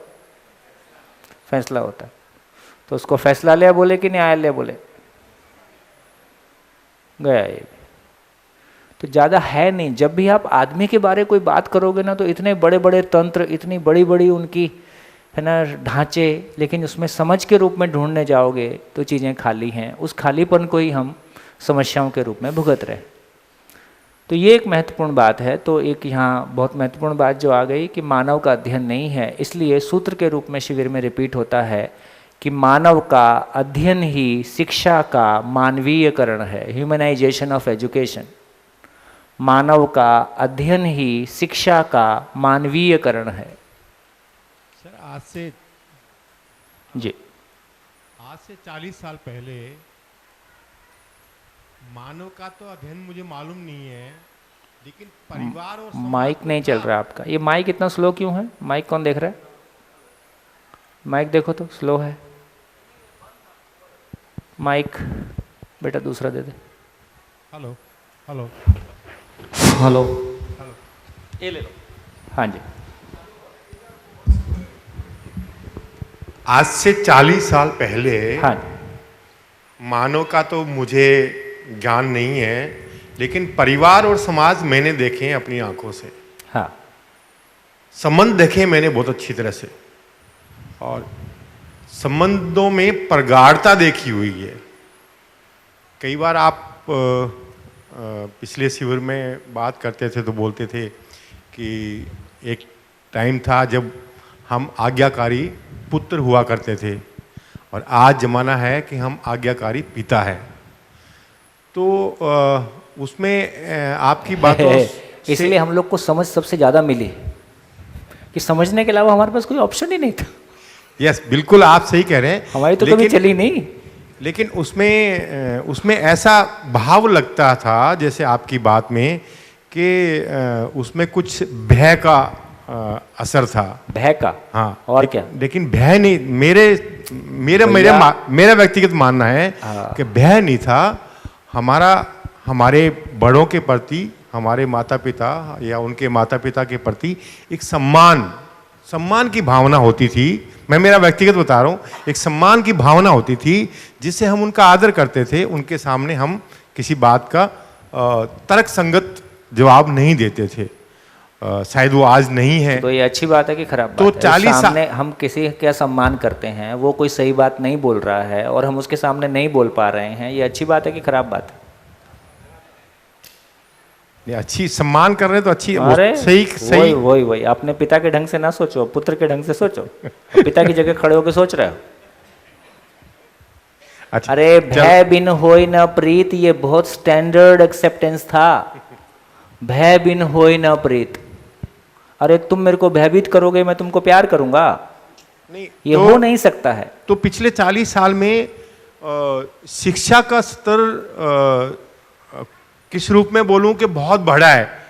जब मैं पढ़ता था 5वीं क्लास में तो शायद 5वीं का स्कूल भी मेरे गांव में नहीं था, और आज शायद सेकेंडरी और कॉलेज तक आ गया है, और इतना एजुकेशन हाई लेवल पे चला गया है। लेकिन परिवार खत्म हो गया और समाज खत्म हो गया, तो शिक्षा से तो परिवार और समाज नहीं आया, न संबंध आया। हाँ, तो लेकिन ये भी ध्यान रखेंगे कि जहाँ अभी स्कूल नहीं है वहाँ भी परिवार है, ऐसा नहीं है भाई। आदिवासी समाज में तो स्कूल अभी भी नहीं पहुँचा, वहाँ भी कोई परिवार है, ऐसा नहीं है। तो इसका मतलब है कि कहीं कहीं किसी परिवार विशेष में, किसी एक जगह विशेष में, किन्हीं आस्थाओं के प्रभाव में कुछ जगह अच्छा रिलेशन, अच्छे का मतलब है कि कुछ जगह एक सम्मान की कोई जगह बनी हुई थी। लेकिन लार्जर कैनवस पे देखें, क्यों टूट गया भाई सब? इतना अच्छा था तो सम्मान के नाम पे झेल रहे थे, झिला रहे थे।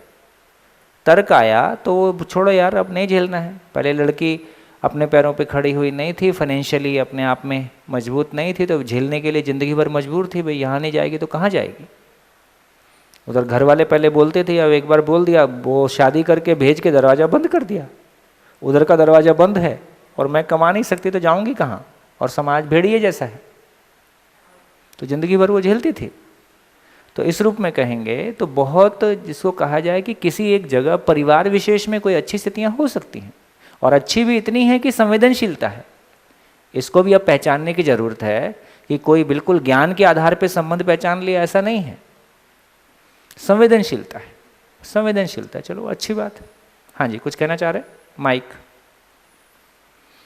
पीछे माइक। हेलो, ये सोम जी मैं कहना चाह रहा था, ये भाई साहब ने थोड़ा माइक ऊपर कर लीजिए। ये भाई साहब शायद राजस्थान से हैं। हाँ जो अभी बिल्कुल बात कर रहे थे। हाँ। तो इन्होंने जो अभी चर्चा की भाई शिक्षा से परिवार विलग हुए हैं या सीमित हुए हैं, तो मैं एक ऐसी टीम को जानता हूं जयपुर से जो इस तरह का प्रचार प्रसार में लगे हुए हैं या इनकी सोच ऐसी है। तो मैं आप इस पे थोड़ा प्रकाश डालेंगे, क्या ये अब इनका मत सही है? सही है। शिक्षा से हम यही सीमित कह हुए रहे हैं, हमारे संस्कार खत्म हुए हैं। बिल्कुल उसका इतना ही मतलब है, पर उस पर बहुत विस्तार से बात करते हैं, लेकिन अभी भी संक्षेप में ये कह सकते हैं कि वर्तमान शिक्षा को यदि कहें तो बेसिकली वो विज्ञान शिक्षा है। वर्तमान शिक्षा का सारा सम्मान विज्ञान शिक्षा के रूप में है, साइंस एजुकेशन के रूप में है। साइंस का कोर में जाएंगे तो वो लॉजिक है, तर्क है। तो ये तो बात, उसका पॉजिटिव पार्ट ये है कि सभी बच्चों में एक तार्किक मानसिकता आई है, एक रैशनल माइंडसेट डेवलप हुआ है। जो बहुत सारी बुराइयां हमारे समाज में थीं, जब एक तर्क के आधार पे बच्चा देखता है तो उसको वो स्वीकार नहीं होता है। मैं शेयर करता हूँ कि हमारे बचपन में जाति विशेष के लोग चारपाई पे साथ नहीं बैठ सकते थे। जाति विशेष के लोगों के लिए चाय का कप अलग था, उनको घर के लोगों के वाले कप में चाय नहीं देते थे। आज आप ऐसा अपने घर में करके देखो अपने बच्चे के सामने, वो कितना स्वीकार करेगा। तो जाने वाले को तो पता नहीं मेरे को कौन से कप में पिलाया, लेकिन घर वाले को, घर के आपके जवान बच्चे ने यदि देख लिया कि आपने ऐसा कुछ किया है, तो घर में वो आपकी खटिया खड़ी करेगा कि ये तो आपका नेचर, ये तो आपका आचरण ठीक नहीं है, ऐसा नहीं कर सकते आप। तो ये जो लॉजिकल माइंडसेट है, इसने किन्हीं असमानताओं को दूर करने की तरफ हमारा ध्यान दिलाया इसमें। तो यदि आप देखोगे तो इसका प्रभाव ये है कि एक व्यक्ति की व्यक्तिगत स्वतंत्रता का जितना सम्मान आज है उतना इतिहास में पहले आज से कभी नहीं था। तो यूनिवर्सल लेवल पे जो मानवीय अपेक्षाएं हैं, मानव मानव में समानता, धर्म और जाति के आधार पे अंतर ना हो, मानव मानव में डिफरेंशिएट करने का, छोटा बड़ा देखने का जो तरीका था, क्योंकि वो लॉजिक में सेट होता नहीं है कि ऐसा करने के पीछे लॉजिक क्या है, इसलिए भी वो रैशनैलिटी आ गई। ये मूवमेंट की वजह से भी रैशनैलिटी बहुत सारी एक रैशनैलिटी आ गई। तो इसका मतलब ये हुआ कि बेसिकली कोई गहरी समझ नहीं थी। एक जाति और धर्म का आदमी अपने व्यक्ति से कितना अच्छा बिहेव कर सकता है और दूसरे से कितना खराब बिहेव कर सकता है, वही अच्छा बिहेव करने वाला आदमी, ये अंतर भी हमको दिखाई देते हैं। ठीक हो गया? तो भाषाई आधार पे अपना परायापन, भाषा के आधार पे भी अपना परायापन है। तो हमारे ही बीच में भाषा के आधार पर, धर्म और जाति के आधार पर, मेल और फीमेल के आधार पर, आयु के आधार पर, एजुकेशन के आधार पर, इतने सारे आधार हैं अपना और पराया फील करने के और फील कराने के। इन सारों में तो कमी आई है। लेकिन इसके बावजूद भी जब लॉजिक आ गया तो वो जिन संबंधों के आधार पे, जिन आस्था के आधार पे हम जी रहे थे, वो भी टूट गई। माँ बाप का सम्मान करना चाहिए, ये चाहिए खत्म हो गया। लॉजिक और चाहिए एक साथ नहीं चलेगा। यदि तर्क आ गया तो अब चाहिए नहीं चलेगा, आस्था नहीं चलेगी। इसलिए यदि मेरे आप पिता हो कि आप मेरे माँ हो, यदि आप कोई इलॉजिकल बात कर रहे हो, आप कोई अन्यायपूर्ण बात कर रहे हो, तो मैं उससे सहमत नहीं होऊंगा और मैं मुंह के मुंह पे आपको जवाब दे दूंगा कि ये तो ठीक नहीं है। ये अच्छी बात है, इसमें कुछ खराब नहीं है।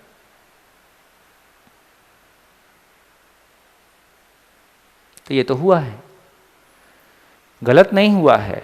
तो हम माँ बाप भी बहुत सारी जिस तरह की कंडीशनिंग के साथ थे, है ना, हमको भी सोचने के लिए मजबूर होना पड़ा है कि आखिर क्या करें, और इसके लिए आगे के रास्ते हम सोच रहे हैं। होते ही हैं और होना ही चाहिए, और गलती भी करें और हर्ट ना हो, ये क्या तरीका है?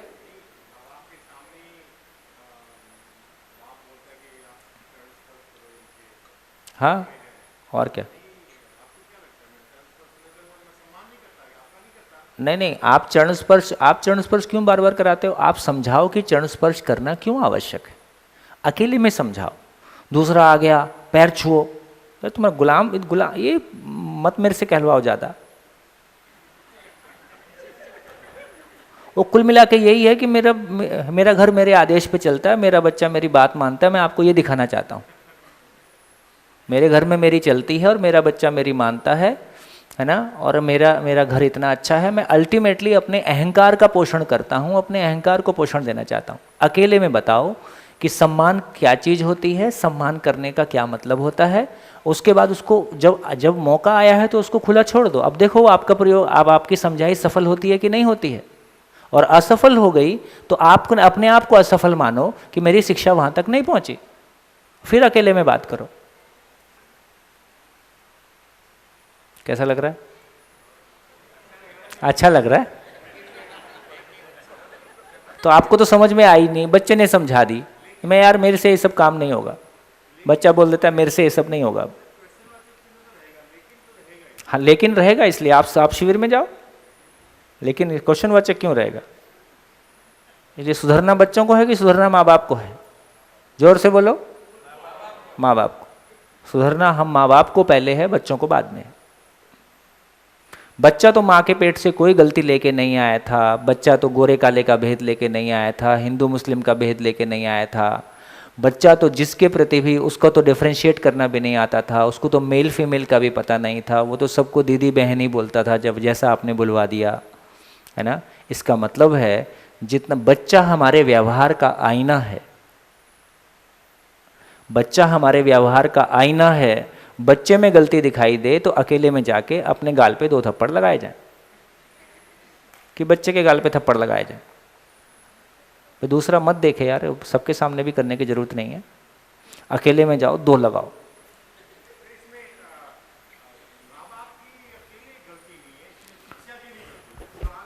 हाँ, जब माँ बाप कह रहा हूँ तो सारे माँ बाप एक साथ उसमें आ गए ना। आप अपने को अकेले क्यों गिन रहे हो? ये देखो वो उल्टा ही पुल्टा सोचोगे। माँ बाप मतलब माँ बाप कौम।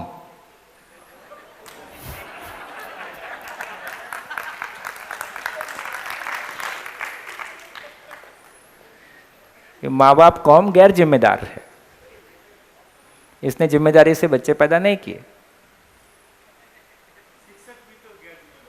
शिक्षक भी एक माँ बाप है, अभी भी निकलो इससे बाहर। जिन्होंने पैदा किए थे वो जिम्मेदार नहीं हुए, तो जिसको आप 4 पैसे देते हो वो जिम्मेदारी निभा देगा। आपका ये सोचना ही गलत है। तो शिक्षक गलत है, ये कहना ही गलत है।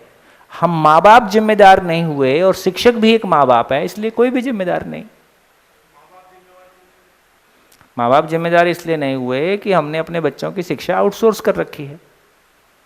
हम पैसा कमाने में बिजी हैं, तुम मेरे बच्चे को संस्कार दे देना। तो बच्चे को पैदा करने की फैक्ट्री अलग है और संस्कार देने की फैक्ट्री अलग है, और संस्कार देने की फैक्ट्री पेड नहीं हो सकती। वो आपकी प्रॉब्लम है, आप क्यों बिजी हो। पर कुल मिला के बच्चे को जो देना चाहिए था, बच्चे को जो देने की योग्यता है वो हमारी नहीं है। हमने मान रखा है कि केवल कपड़े लत्ते दे दिए और एक टैब दे दिया और कंप्यूटर दे दिया। व्यवस्था माइंड नहीं। देखो एक बार ये फिर से मेरे को लगता है कि ये समझने,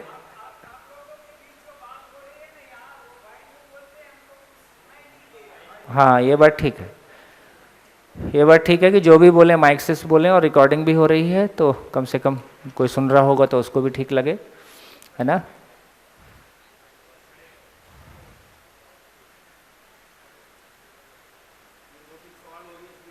बोल दो। तो आप लास्ट में बोल रहे थे कि माँ बाप क्यों जिम्मेदार है और व्यवस्था इनको गैर जिम्मेदार बना रही है, ऐसा आपने कहा है ना। मेरा ये कहना है कि कोई व्यवस्था माँ बाप को जिम्मेदार बनाए,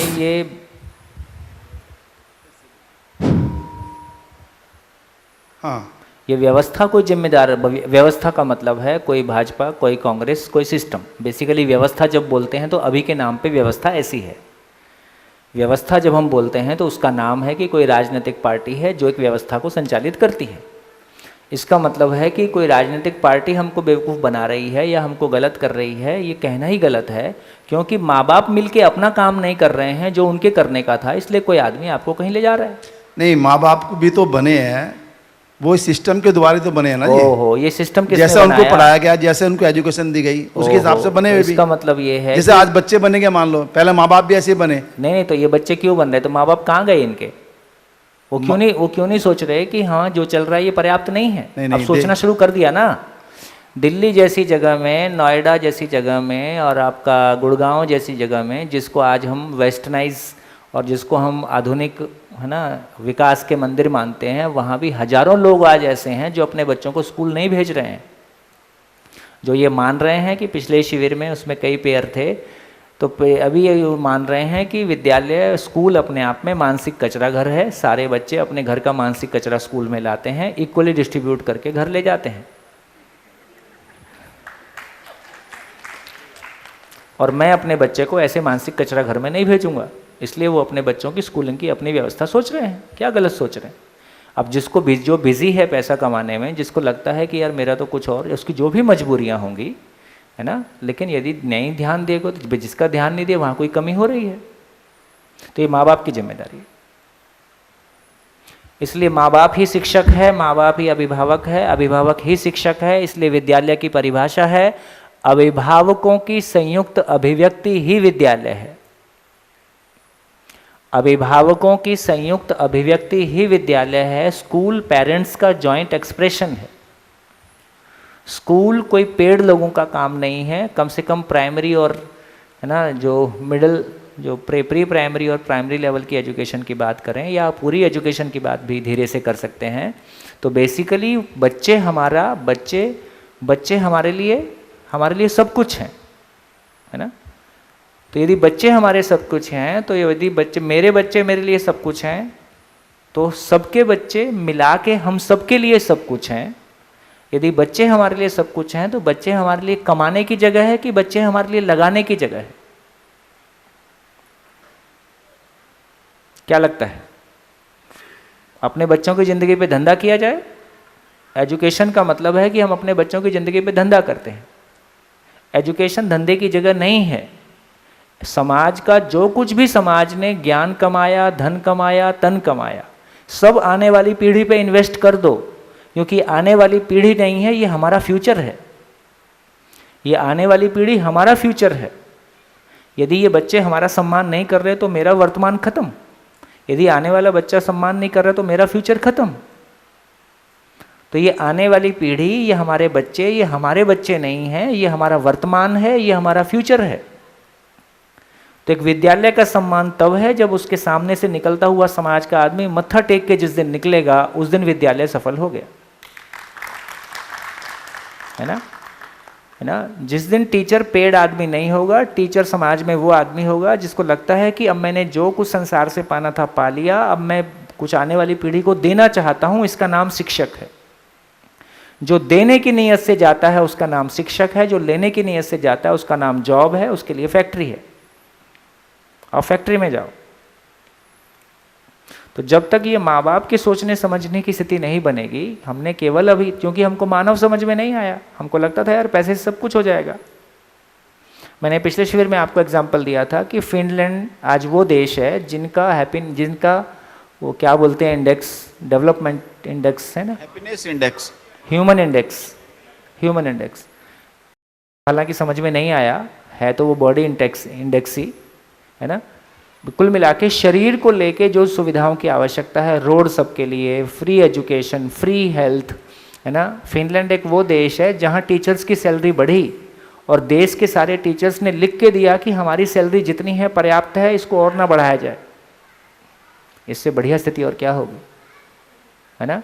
इसके बावजूद भी उस देश की हमारी एक बच्ची अभी जापान गई और वहाँ के बच्चे भी आए थे, वो आपस में शेयर कर रहे थे कि परिवारों का टूटना और सुसाइडल टेंडेंसी और ये तमाम चीज़ें हमारे यहाँ सबसे ज़्यादा है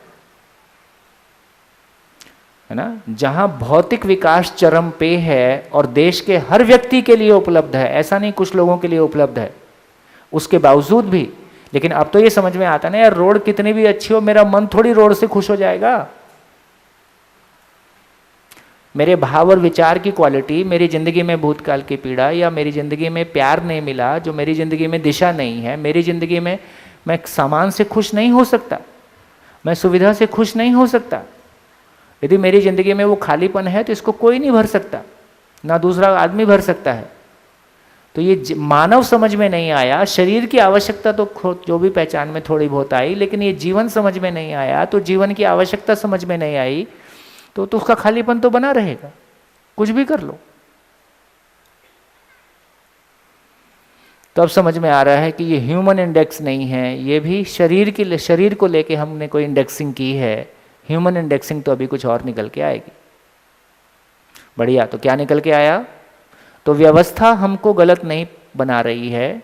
समाज का एक, देखो अभी मैं सेंसिटिव बात बोल रहा हूँ, अपने बच्चे को समझ देना, अपनी ज़िंदगी में मेरे भाव और विचार ठीक हो जाएं, मैं मेरी पत्नी को यार मानव के रूप में पहचानूं, मैं अपने भाई को मानव के रूप में पहचानूं, है ना, हम आपस में मिलके ठीक से जिएं।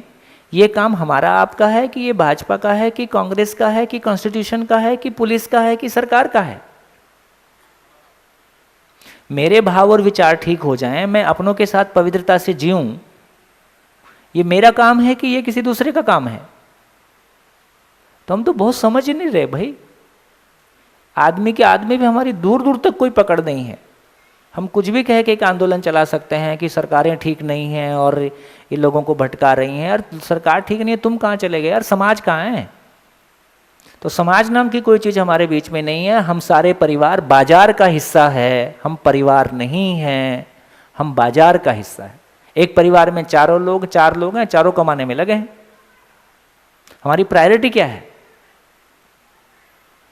कितने पैसे की जरूरत है, ये कहाँ तय हुआ है ना? एक परिवार में 4 लोग हैं, पहले भी घर में पर्याप्त है, और आगे और कैसे बढ़ाना है, और केवल बिजनेस ही बढ़ाना है, केवल सैलरी ही बढ़नी चाहिए, जिंदगी बढ़े, ये कहाँ तय हुआ है ना? इसलिए मजाक में बोलता हूँ, मकान किराए पे रह जाए जिंदगी अपनी हो जाए, या जिंदगी अपनी हो जाए और मकान किराए पे रह जाए?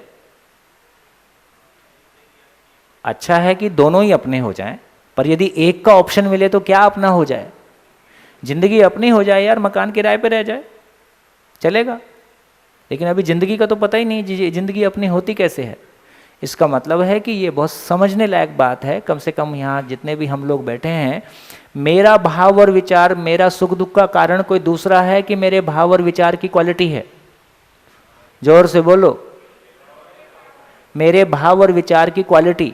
मेरे भाव और विचार की क्वालिटी कोई भाजपा गवर्नमेंट ठीक करेगी, कांग्रेस गवर्नमेंट ठीक करेगी, या ये पुलिस वाले ठीक करेंगे, या सरकार ठीक करेगी, कोई देवी देवता ठीक करेगा, या उसके लिए मुझको ही कुछ करना होगा? ये किसी दूसरे का काम है ही नहीं। ये काम समाज का है। ये वो बात ठीक। अरे फिर मेरा बच्चा, अरे यदि परिवार ने काम कर लिया तो मेरा बेटा ही तो कहीं जाके सरकार में काम करेगा। ये काम अंततः सरकार का है ही नहीं। अरे फिर वो बात आपकी ठीक है, इसलिए बोल रहे हैं कि शिक्षा और व्यवस्था दोनों पे काम कर रहे हैं, तो बोर्ड पे लिखा ही है। व्यवस्था की भी समझ कौन देगा? व्यवस्था की समझ कौन देगा? समझे हुए लोग, वो भी शिक्षा ही देगी।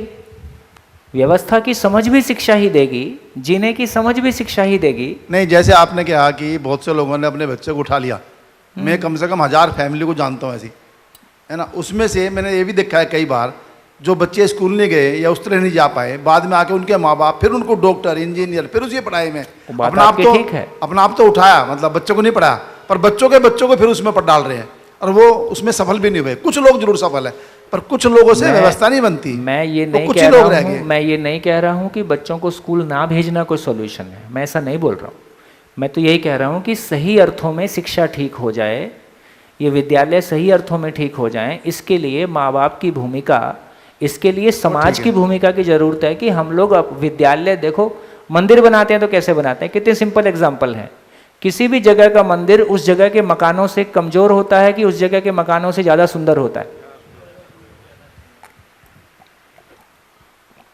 पूरे देश में मंदिर का सर्वे कर लो। मैं छत्तीसगढ़ में रहता हूँ, जहाँ के गांव में एक भी घर पक्का नहीं मिलेगा। ऐसे भी गांव हैं, सारे घर खपरेल के हैं। खपरेल समझते हो? खपरेल, कबेलू, क्या बोलते हैं? समझते सब हैं? गड़िया, नडियाद। हाँ समझ गए आप। लेकिन वहाँ का मंदिर भी पत्थर का, उसमें बढ़िया वाला पत्थर लगा हुआ होगा। जहाँ लोगों के मकान पक्के नहीं हैं, उन्होंने अपना मंदिर भी पत्थर का बनाया है। इसका मतलब है कि जहाँ हमारी आस्थाएं हैं, जहाँ हमारा भाव जुड़ा है, जहाँ हमारी ज़िंदगी जुड़ी है, उसको हमने अपने घर से अच्छा बनाया कि अपने घर से कमज़ोर बनाया? अपने घर से अच्छा बनाया। और विद्यालय वो जगह है जहाँ मेरे बच्चे को ज़िंदगी मिलती है। यदि घर और विद्यालय का कंपैरिजन करें तो घर शरीर के लिए है कि जीवन के लिए है? घर शरीर के लिए है कि जीवन के लिए है? घर शरीर के लिए है। आप आते हो रात को, टंकी भरी, सुबह टंकी खाली किया, वापस टंकी भरी और चल दे, ठीक? तो घर देखा जाए तो शरीर के लिए है। आपका विद्यालय और आपका कार्यक्षेत्र वो जगह है जो आपके सही अर्थों में जीवन के लिए है, जहाँ या तो आपके जीवन का पोषण होता है या आप कम से कम आपकी अपेक्षा है। इसका मतलब है कि विद्यालय हमारे लिए जीवंत मंदिर है। मंदिर का मतलब ही है कि मन के अंदर प्रवेश कर जाएं। ऐसी जगह का नाम जो मन के अंदर प्रवेश करा दे, उस जगह का नाम मंदिर है। मन के अंदर प्रवेश करने का मतलब है, मन जब बोलचाल की भाषा में मन शब्द जो है मनवृत्ति के लिए यूज होता है, तो वो साक्षात्कार की जगह में चला जाए। मन के अंदर जाने का मतलब है साक्षात्कार को छूना, सच्चाई को छूना। तो मंदिर वो जगह है जहाँ मैं इस प्रकृति की सच्चाइयों को छू सकूं, उसकी प्रेरणा, उसकी योग्यता मुझको मिल सके, उस जगह का नाम मंदिर है। इसलिए बच्चों के स्कूल को क्या बोलते हैं? बाल मंदिर ना, क्या बोले? बाल शिशु मंदिर, ठीक है ना? ऐसे शब्द हमने दिए हैं। बेसिकली उसका मतलब ही है कि वहाँ मन के अंदर जाना सिखाते हैं। मन तक रहने का मतलब है कि शरीर मुझको चलाता है, मन शरीर को चलाता है। तो जब तक मैं शरीर के प्रभाव में हूँ तब तक मन ही शरीर को चलाता है। मैं इस और मन का शरीर को चलाने का मतलब है सारे दुख और सारे संकट का कारण इतना ही है कि मैं स्वयं को शरीर मानता हूँ और मन के अनुसार चलता हूँ। मैं मन को क्रॉस करके उससे आगे जाना चाहता हूँ। तो मन के अंदर चला जाऊं का मतलब है कि मन की सीमा को लांघ जाऊं का मतलब है कि चित्त की सीमा में चला जाऊं का मतलब है कि समझ की सीमा में चला जाऊं का मतलब है कि सच्चाई को अनुभूत कर सकूं। उस जगह का नाम मंदिर है। इसलिए जब हम अपने बच्चों के स्कूल की बात करेंगे तो उसकी बिल्डिंग कैसी होगी? वो हमारे घरों जैसी होगी कि हमारे घरों से बहुत अच्छी होगी? जब एक समाज अपने बच्चों के, है ना, मंदिर की व्यवस्था करेगा तो कैसा करेगा? वो बैंक से लोन लेके होगा, किसी एक की संपत्ति से होगा कि पूरे समाज की ताकत लगेगी? पूरी समाज की ताकत लगेगी। तो बिल्डिंग का लोन नहीं चुकाना होगा। बच्चों की फीस से मेरे को ये चिंता नहीं होगी कि बिल्डिंग का लोन कब चुकेगा। फिर मंदिर क्या जगह होगी? जिसके पास तन होगा, जिसके पास मन होगा, जिसके पास धन होगा, वो आने वाले अपने फ्यूचर को सुरक्षित करने के लिए, अपनी उपयोगिता को सिद्ध करने के लिए, अपनी खुशियों को मनाते हुए वो बच्चों की ज़िंदगी में योगदान करेगा। जीवंत आदमी तैयार कर देना, जीवंत आने वाली पीढ़ी तैयार कर देना, आदमी बनना और आदमी बनाना, इससे सुखद कोई काम नहीं है, इससे बड़ा कोई काम नहीं है, इससे सार्थक कोई काम नहीं है। और वो काम एजुकेशन है और वो काम माँ बाप का है, वो किसी सैलरीड आदमी का काम। हाँ ये ठीक है भाई। आखिर अब बच्चों को क्या बताने जा रहे हैं? हम तो यही तो बताने जा रहे हैं कि यार समाधान समृद्धि पूर्वक जिया, अभाव मुक्त और शिकायत मुक्त हो सकते हैं। यदि मैं शिकायत मुक्त, अभाव मुक्त हूँ तो मेरे को आपके पैसे की ज़रूरत नहीं है। बच्चे को जिस दिन ये कम्युनिकेट हो जाएगा, यार इसने मेरे घर के लोगों के अलावा इन लोगों ने मेरे बड़े होने में सहयोग दिया है, तो मेरे प्रति कोई कृतज्ञता आएगी। यदि हर चीज़ मैंने पैसे देके ही खरीदी है तो मेरे प्रति कृतज्ञता क्यों आएगी? यदि हर चीज़ मुझको पैसे से मिली है तो कृतज्ञता पैसे के लिए होगी कि लोगों के लिए होगी? पैसे के लिए होगी। तो बोलो कहाँ पहुंचा मामला? कहाँ पहुंचा मामला? धीरे धीरे आगे बढ़ रहा है। तो भैया सरकारों का गिला शिकवा शिकायत खत्म, सारे गिला शिकवा शिकायत खत्म, तमाम नेगेटिव चर्चाएं खत्म, जिम्मेदारी को स्वीकारा जाए, जम के चला जाए। सत्य थोड़ी है, ये शिकायत है। अरे वो गलत को गलत पहचानने का इतना ही मतलब है कि हम सही नहीं कर रहे हैं। जब मैं गलत को गलत कहने जाता हूं तो दूसरे को ठीक होना है, और उसको ठीक वो उस फ्रेम में आता ही नहीं है। मैं फिर से कहना चाहता हूं इस बात को मैं फिर से कहना चाहता हूँ इस बात को, मेरा भाव और विचार ठीक हो जाए, मेरी पत्नी का ठीक हो जाए, मेरे बच्चे का भाव और विचार ठीक हो जाए, ये सरकारों के काम है कि ये हम माँ बाप के काम हैं? ये उसका काम है ही नहीं जिसको हम दोष दे रहे हैं। समाज ने अपना काम नहीं किया, इसलिए तमाम काम सरकारों की तरफ शिफ्ट हो गए। सारे रोजगार आज तकरीबन खत्म कर दिए। अरे यार, अब तो सिर्फ कॉर्पोरेट की नौकरी। अरे भाई साहब, मैं फिर से वही कहना चाहता हूँ, दलाली के रूप में करो, भाई मैंने एग्जाम्पल दे दिया कि मैं आपके सामने एग्जाम्पल हूँ। मेरे को तो किसी कॉर्पोरेट ने नौकरी नहीं करवाई अपनी, ठीक है? ओहो, इसका मतलब है कि ऐसे लोगों को मल्टीप्लाई करना हमारा काम है। भाई हमारे घर में बच्चा बैठा है, कैट में 99 परसेंटाइल, आदमी MBA करने नहीं गया, वर्ल्ड की टॉप 10 यूनिवर्सिटी में फ्री में एडमिशन हो रहा है, आदमी एडमिशन लेने नहीं गया, बैठा घर में आराम से। यार 27 साल का बच्चा, इनकी संख्या बढ़ाओगे नहीं बढ़ाओगे? अभी ये बच्चे निकल रहे हैं तो अपनी ताकत से निकल रहे हैं, हम क्या कर रहे हैं उसमें? जिस दिन हम करना शुरू करेंगे उस दिन ये संख्या बढ़ेगी। तो इसका मतलब है कि एक बार आदमी की ताकत वो है कि उसको कोई बाजार नहीं बहका सकता, दूसरा व्यक्ति नहीं बहका सकता, है ना? एक बार उसको सही उपलब्ध हो जाएगा तो वो सही चलेगा। किसी सरकार की ताकत नहीं है, यदि समाज अपना काम करेगा तो कोई सरकार, कोई बाजार, कोई मल्टीनेशनल, कोई भी धार्मिक व्यक्ति, कोई भी आत्मिक व्यक्ति हमारे बच्चों को बहका लेगा, हमको बहका लेगा, ये संभव नहीं है। बहकाया उसी को जा सकता है जो भ्रमित है। हमने भ्रमित छोड़ दिया है, ये हमारा फॉल्ट है। अपना फॉल्ट ठीक करने की बजाय, अपने खुद उस पर हैंडल करने की बजाय, हम उस जिम्मेदारी को दूसरे से कराना चाहते हैं कि सरकार एजुकेशन ठीक कर दे, कोई और दूसरा कोई व्यक्ति कुछ काम कर दे। जो हमारा काम है उसकी जिम्मेदारी हम लेने के लिए तैयार नहीं है। इसलिए हम माँ बाप को ये जिम्मेदारी स्वीकार करना होगा कि हाँ, ये सीखिए, खुद को बदलना और दूसरे को बदलना ये समाज का ही काम है, ये सैलरीड काम है ही नहीं। क्या लग रहा है इन सारी बातों को सुनने से? सबको क्या लग रहा है? सहमति लग रही कि नहीं लग रही? मूलतः हम अपना काम नहीं कर रहे हैं और दिन भर चर्चा कर रहे हैं कि कौन गलत है, और इसी पे भाषण झाड़ के आंदोलन चल रहा है, और उसी में एक पद मिल गया अध्यक्ष का, और हम दूसरों को बता रहे हैं कि मैं एक संस्था का अध्यक्ष हूं।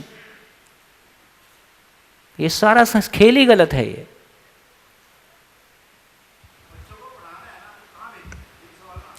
कहां भेजें? ये रहे इतने बड़े बड़े घर। आप तो आए नहीं थे पिछले शिविर में, देखना अभी 5 साल बाद गुजरात में आना, आपको दिखाई देगा। अरे आज हमारे घर, आज ये स्कूल कौन है? आज पैसे की कमी है क्या? एक आदमी का स्कूल खड़ा कर देगा। तो पैसे की कमी नहीं है, कमी है तो बुद्धि की कमी है, कमी है तो क्लैरिटी की कमी है, कमी है तो मानव के अध्ययन की कमी है। ये मानव का अध्ययन आएगा तो एक आदमी क्या कर सकता है? आप क्या संसाधन रहा? आज वो दिन गए जब लोगों के पास पैसा नहीं था और पैसे की कमी की वजह से प्रॉब्लम आती थी। आज पैसे का ओवरफ्लो है, साधनों का ओवरफ्लो है। किसी भी घर में जाकर देख लो, घर बड़े हैं, लोगों की संख्या कम हो गई है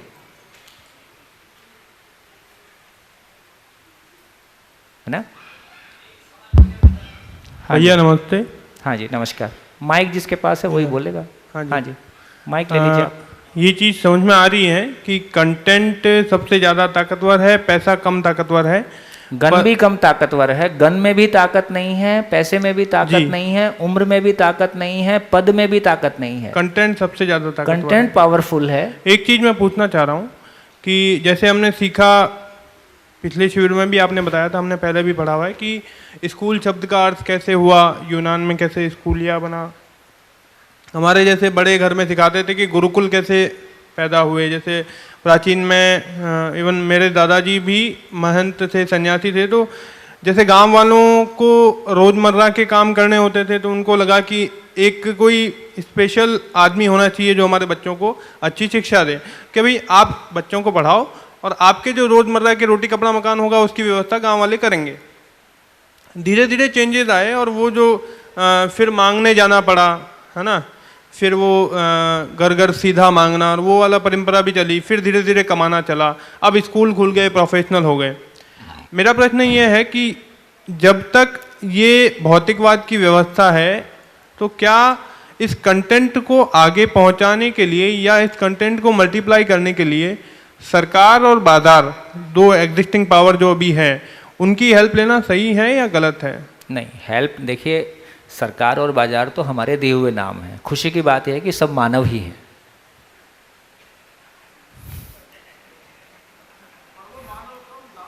आहा, ऐसा हम दूर से बैठ के बात करते हैं, उसके घर में बैठ के बात करोगे। देखो मैंने इस देश के जिनको बड़े मंत्री बोलते हैं, बड़े ब्यूरोक्रेट बोलते हैं, मेरे को संयोग से कुछ लोग के साथ बैठने का मौका मिला।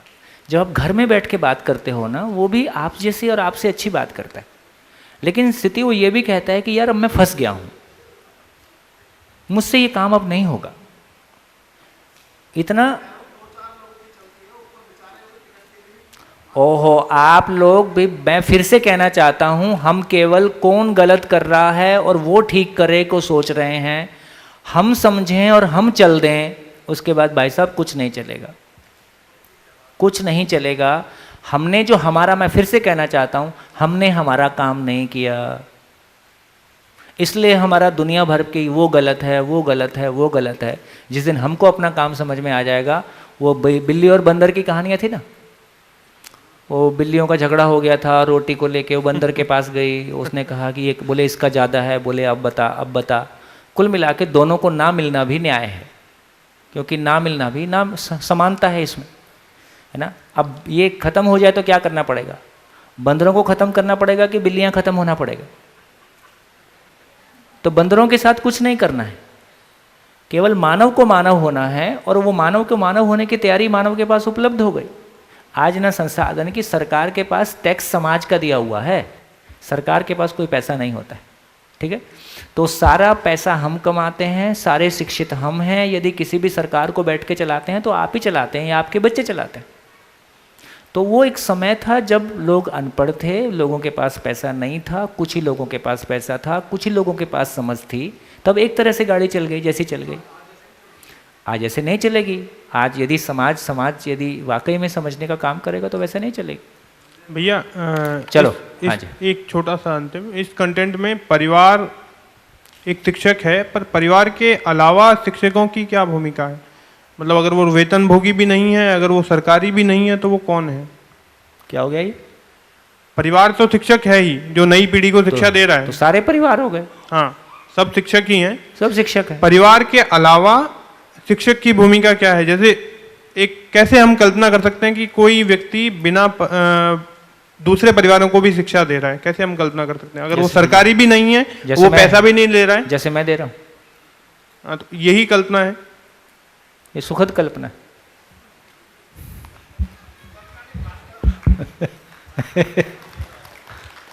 हमको आदमी पे भरोसा नहीं है, सारित नहीं, तो कुल मिला के हमको आदमी समझ में नहीं आया। हाँ जी, चलिए ब्रेक का इशारा है, ब्रेक कर लेते हैं, फिर मिलते हैं ब्रेक के बाद। थैंक यू, नमस्कार। कितने बजे?